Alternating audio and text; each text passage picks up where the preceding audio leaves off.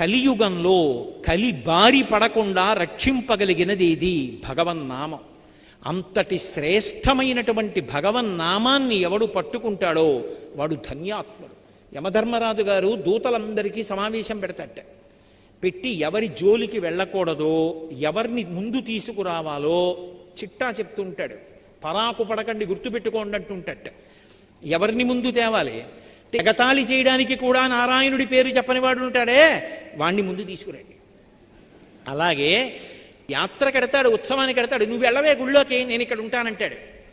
అలా యాత్రకి వెళ్ళడు, ఉత్సవానికి వెళ్ళడు, భగవంతుడి గుడి దారి కూడా తొక్కని వాడు ఉంటాడే వాణ్ణి.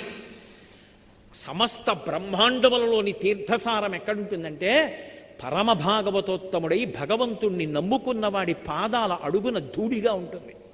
అందుకే వాడి గడప దాటి ఇంట్లోకి వస్తుంటే భగవంతుడి సింహాసనంలోంచి తలెత్తి చూస్తాట. ఎన్నాళ్ళకి రావాణ్ణి తీసుకొచ్చావు ఇంటికి, వాడు గుక్కెడు నీళ్లు తాగాడు రా మన ఇంట్లో, ధన్యుడి అంటాట. ఏ కోరిక లేకుండా భగవంతుణ్ణి నమ్ముకుని తిరిగేటటువంటి పరమ భాగవతోత్తములైనటువంటి వారు వేరొకరి ఇంటికి వెళ్ళారు అంటే వాళ్ళకి ఏదో పెద్ద మంగళం చెయ్యాలని భగవంతుడు అనుకుంటే తప్ప అసలు అటువంటి వారిని ఇంటికి ఎందుకు పంపిస్తాడు? అందుకే భాగవతోత్తములు ఇంటికి రావడం అంటే అది సర్వమంగళములకు కారణమవుతుంది.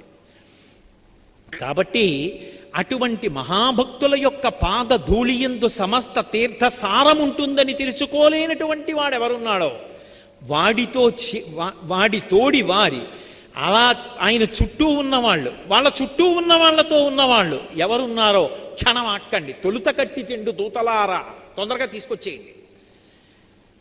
ఎప్పుడూ భగవన్నామం చెప్తుంటారే, భగవంతుడున్నాడని నమ్ముకు తిరుగుతుంటారే, భగవంతుని యందు భక్తి కలిగిన వారు ఉంటారే, వాడి జోలికి వెళ్ళకండి.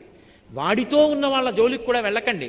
మీకు అవకాశం ఉంటే వాడి పాదానికి ఉన్నటువంటి ధూళి కాస్త ఏదైనా ఆకులో పట్టుకుని తీసుకురండి, నా కిరీటం మీద జల్లుకుని మీకు జల్లుతానంట యమధర్మరాజు. భగవన్నామం చెప్పడం అనేటటువంటిది అంత గొప్పది అని భాగవతంలో వ్యాసుల వారు పోతన గారు నిర్ధారించారు.